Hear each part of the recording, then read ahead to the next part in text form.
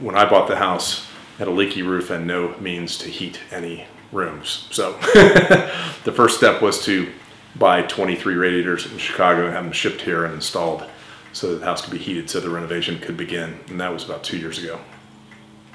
This is the library, and the original builder of the house, Jeremiah Cronin, this was basically his room from all accounts, and where he would come and read and work, where he could be away from the rest of the house. So you can see the bookcases are floating bookcases. They're East Lake. They were put in about the turn of the century. The fireplace is original from 1873. And the rest of the room is pretty much untouched.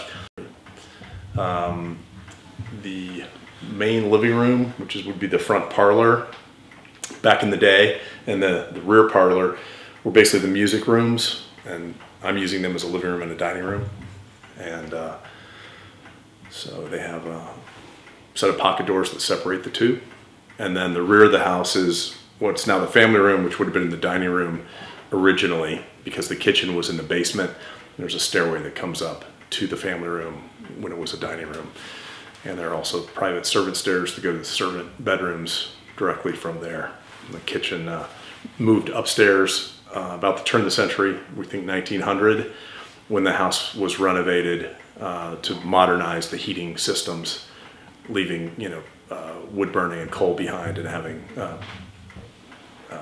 an actual boiler and stove built in the basement. So when I bought the house, the only introduction I had to the book was the state marker in the front yard that referenced the book, which of course I immediately bought and read and enjoyed. So I didn't realize kind of what a big deal it was for the town until I bought the house, and people in the town were so excited because they were worried the house would be lost. And it's a big part of the book, the first book in the series.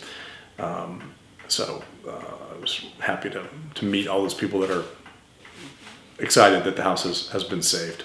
So sites in the book are all places here in town, which when you read the book and if you have some acquaintance with Marshall, they all start to come together in your mind and you realize what he's talking about. So that's a kind of exciting thing. I think it's also neat that when the movie comes out,